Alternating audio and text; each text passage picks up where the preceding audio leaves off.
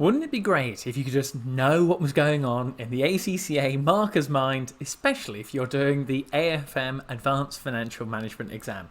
Well, as you can see above me, you're in the right place. And if you'd like access to my tutor notes, just click the link in the description below. It'll help you to go through this video. I'm going to walk and talk you through a few different areas that are definitely going to help you to pass your exam.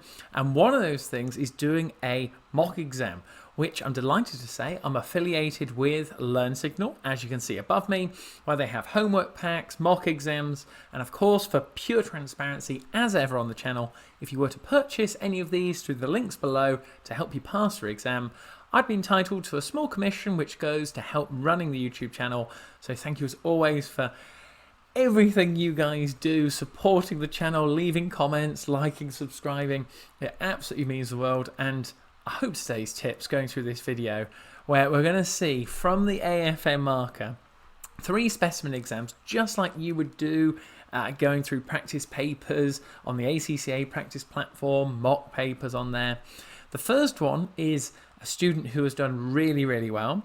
The second candidate is a basic hairline pass. And then the third one is unfortunately a fail, taking into account the professional skills and really saying, well, if I got to sit down with the AFM marker, what would they be looking for? And this is what they highlight in this document, where the first thing for your notes is getting down those professional skills.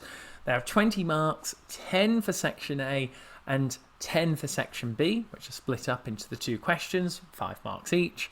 Communication, analysis and evaluation are the ones that students tend to get the best marks on, with skepticism and commercial acumen being the worst, which we're going to see some examples today. Now, this is where you do not want to be making these mistakes come your exam. And we have a question 1, 50-mark question, report format, and key things for your notes to get down are: a well-discussed point is worth 2 marks, as stated by the AFM examiner, whereas a sort of relevant point, bit general, would get you about 1 mark on there. Discussing and getting those well-discussed points for 2 marks, really you need to be thinking of both sides of the argument, pros and cons. When it comes to calculations, 1 mark for a basic calculation, 2 marks for more complex ones. And this is where the notes, as you can see on there on the right, for part A, look at the requirement and look at the words I've highlighted: feasibility, effectiveness. These are words given to us in the requirement that you need to be using in your answer, whatever those key buzzwords are, so that you've got a good chance, like in part A, of getting 7 out of 7. So find those key words when you're doing your mock exams and apply them in your answer. For the calculations, they're going to come up on your exam, and what they're looking for is clear, easy workings to follow. And then the key bit here you can see for part B on there is the outcome of your calculation from the first parts and highlighting any key assumptions. That is where the skepticism marks are going to come in, and also the own figure rule. And that means, well, even if you get it wrong, your own figure will be assessed, and as long as you interpret correctly, the mark will have to give you credit for it on there. And last but not least, for part C at the bottom, where we're asked for points for and against, that was where we had the key buzzword of discuss at the front. And look how they said, the marker has said this to you: employee remuneration and issues. Those are 2 words that are actually given to us in the requirement as well. So use those words, shape your answer. And if you want access to this question, you can actually do it on the practice platform and through the PDF on here, because it's all linked. So if you've downloaded it, have a go at it yourself. So this one on here is the question 1 from candidate 1, and they've done really well on it. And I've just highlighted on here, like we said, garden centres, directors' remuneration. Look at this answer, how they've done 2 to 3 sentences per paragraph, highlighted the garden centre, highlighted the remuneration, and then you can see on the markers awarded points and comments on the side there, a really feasible point, linked it back to the removal of the directors on there, identifying the possible interested parties, so different stakeholder groups, really laid out, and it shows someone who has done not just probably 1 mock paper, they've done 2 or 3, you can tell it on here. Now for the professional skills, you can see in the report, they've used some nice subheadings on there, they've laid it out who's it prepared by, who's it going to, the date. So this student is going to get the high professional skills marks, which you are looking to get as well in your exam. Just look at the actual shape of the answer. It's broken down paragraph by paragraph. There are some bullet points in there, which, to be honest with you, you should only be using if you are super pushed for time. Otherwise, discussing the assumptions, is it pro, is it a con, and relating it back to that specific scenario and your AFM knowledge. So on here, we've got WACC, we've got debt holders, capital structure, the staff, the garden centres again, but it just looks like a really laid out answer per paragraph, 2 sentences max, and a student has got 1 mark per good point with a nice little conclusion on there and applying. Look at the figures as well, their own figures and figures reference from the scenario, which again are only going to get you those good marks. For the calculation of the WACC, notice on here the layout, how they've identified the key areas, the value of equity, value of debt, the calculations. The key thing to bear in mind with this is, if we come over to the cells, you can see on there, as a marker, I can go and see what is in the cells, but this bit down the side here, you have to be stating. And the bits in yellow, I can see the formulas. It's so nicely laid out. It's clearly a student who has done lots of practice questions and are comfortable with WACC calculations as well.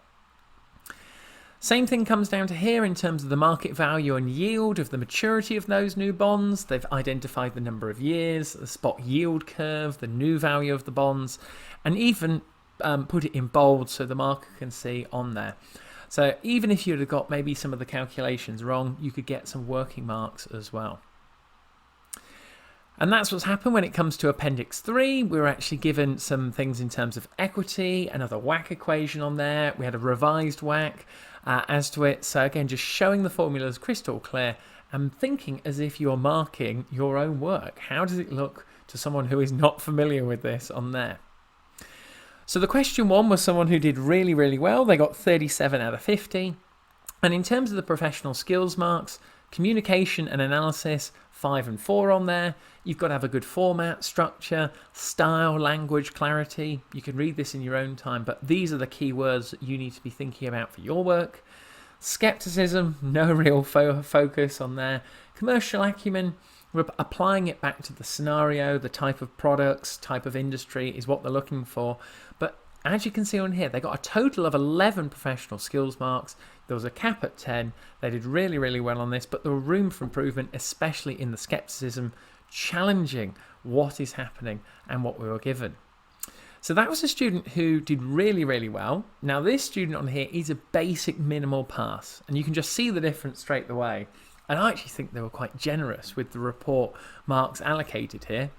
The sentences for part A are basic, but they are not going into a great level of detail. The marker could have been a bit harsher, but they've actually been spot on with what they're referring to. So this is an example of being really clear and concise and referring to the effectiveness, feasibility, and the assets as we're asked to in the requirement. Coming on to the other areas of the report now, it was nice to see the headings, so it's easy for the marker to follow, discussing the assumptions, the types of risk on there. But again, you'd be thinking to yourself, I think they could have written a bit more. I think they could, like for the debt holders, they only wrote 7.5% is bigger. They didn't discuss it in enough detail, and that's what the AFM marker is looking for in order to give you the marks on there. Now, in terms of the actual calculations, again, it was nicely laid out, some clear headings. It told the marker as to what interest rates they were applying and for the different years. They picked up on some good marks in terms of the value of existing debt and WACC. So think about these sort of layouts for your work on there, because again, nice easy marks for the WACC, easy to pick up on, assuming you've actually learnt the formula on there, which are given in the actual formula sheet. And again, just nice and easy, showing the narrative parts on the side, but in my eyes, could have had a bit more detail, could have shown more workings and accumulated more marks. This student, as I said, was a basic pass, 26 out of 50, really cutting it fine on there. The only thing we don't know is how long they took to get the 26 out of 50. I mean, if you took over 2 hours, that is just way too long. It's got to be just over an hour and a half, I would say, in the real exam. But again, communication, They structured the report nicely, good language on there, format was nice and clear. They did use some good data, but had some omissions on there, so didn't include all the figures and things that were given. There was some challenge in terms of skepticism back to the scenario and the information supplied, but there was no sort of clear explanation and linking back to commercial acumen areas. But still, 7 out of 10, not bad, but you can see they could have easily got another 3 marks for just focusing in on those 4 areas, which are the key takeaways from here.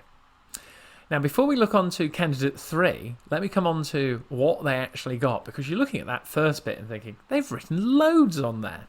But look at the mark, 18 out of 50.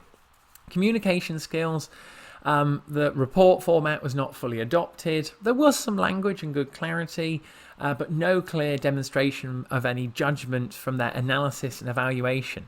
So what they're saying out there is they've calculated the figures, but they've not really gone into any detail to say what actually happened from it on there. Skepticism, there was no challenge in any of the narrative. 1 practical consideration, and hence they only got 5 out of 10. But basic marks for the technicalities on here.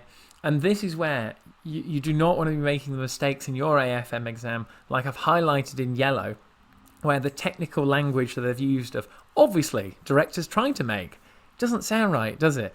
The report is prepared to. Well, it isn't laid out in the correct format with the right titles and who it's to.